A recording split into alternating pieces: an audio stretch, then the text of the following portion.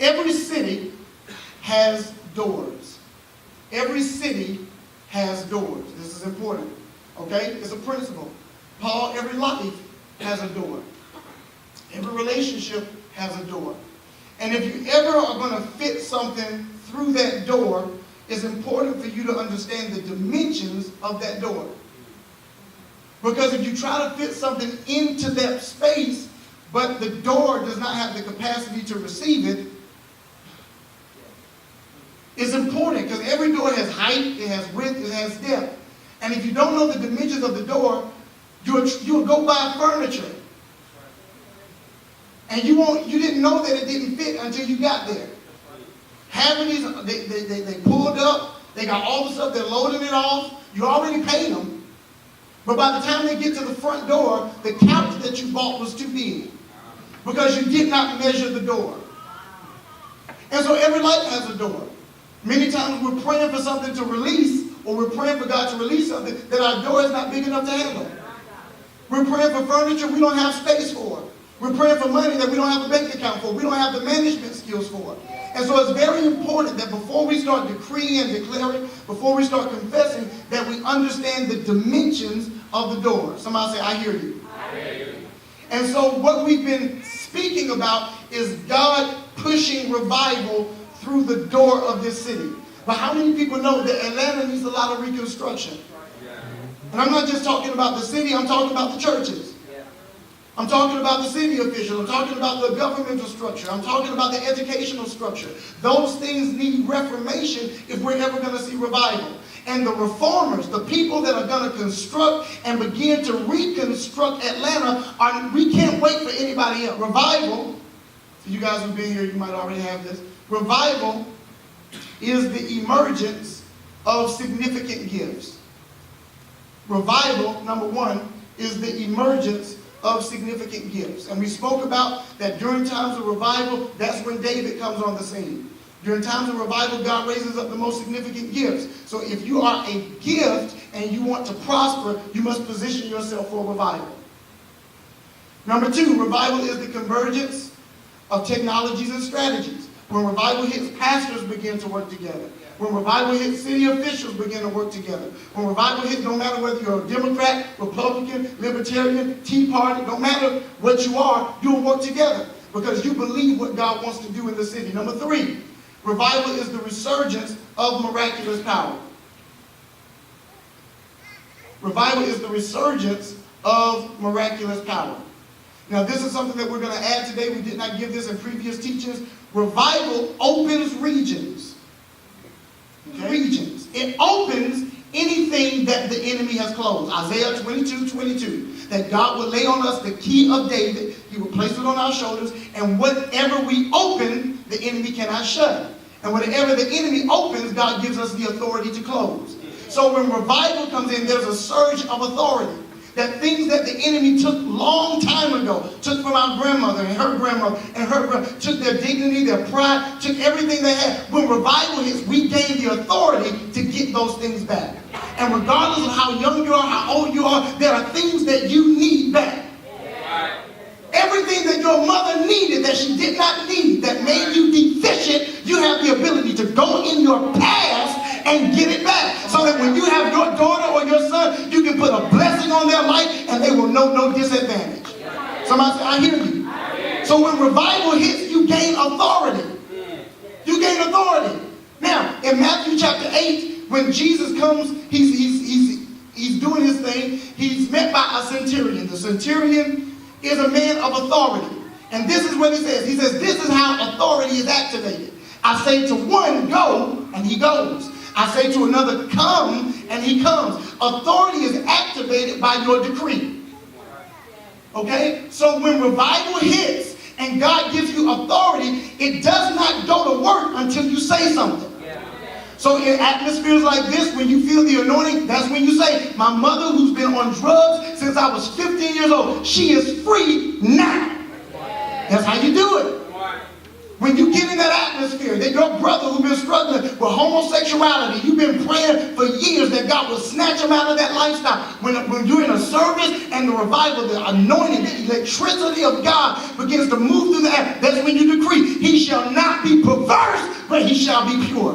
And when you do that, it activates authority.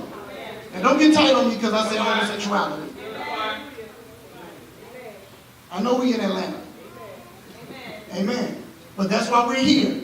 Because we are going to be a door for revival. Oh man. I'm not going to get there yet. We're going to get there. We're going to get there. Okay? So revival opens regions. Okay? Number 2, it changes guards. A guard is one who protects. He guards entrances and he guards exits. He guards traffic. He guards gates.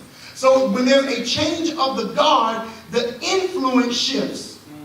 Those who were influential in previous seasons are no longer influential. And those who were looked over David now gain great influence. You can stand next to the king, but they would say David killed his 10,000s and Saul killed his 1,000. Now you might not be on the throne, but you still got more influence. You may not be the biggest church, but you still got influence. You may not have influence in the earth, but in heaven, when you decree a thing, it shall be established for your sake. And that's the type of churches that God is raising up. They might not have the most people yet, but when they say something, the atmosphere changes. Yet, I said yet. I said yet. Oh, Jesus. Okay? So it changes guards.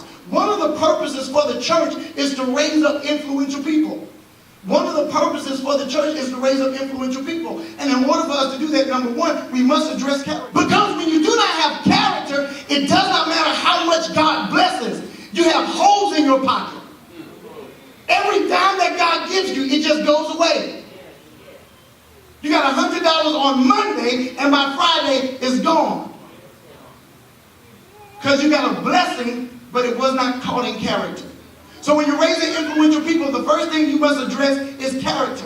The second thing you must address is gift. Write it down. The second thing you must address is a gift. Because even though people have great character, if they do not have the gift to meet the need, they will not be influential.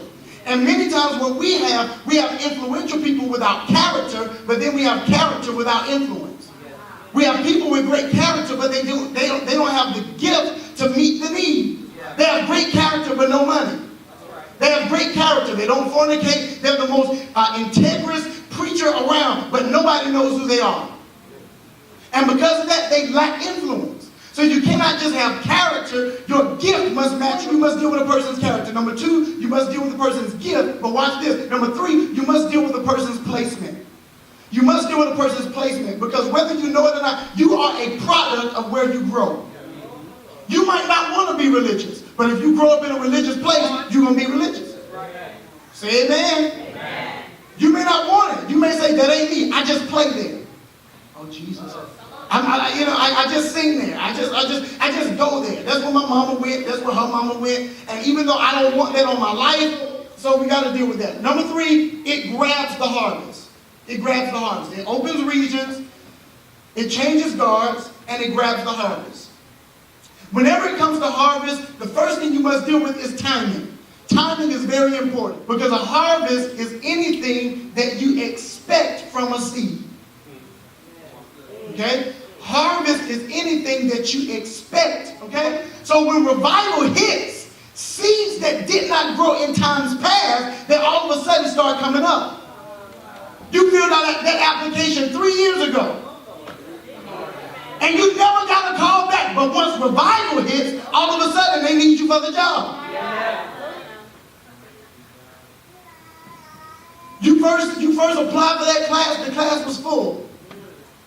You needed that class to graduate. Oh man, I'm preaching to me. You needed that class to graduate, man. You were one semester away, and the only class you needed was full. But you sowed a seed. Years before, I'm just telling you my testimony. Years before, you had a Bible study in the same class as the teacher you needed. And every time you came in for Bible study and she was there, you said, can I pray for you? How are you doing today? And so now, when you need that class, but it's full, you see her, you can speak a word, she can go into the system, change whatever she needs to change, and automatically now I'm graduating. All right? Now, I was speaking prophetically. It wasn't just my testimony. Okay? Because when revival hits, you have the ability to grab things that were ungrabbable. It was ungrabbable. You could have never had it in any other season. But revival hit. You don't even look that good. She's way out of your league. Come on, AJ. But when revival hits, I'm just playing.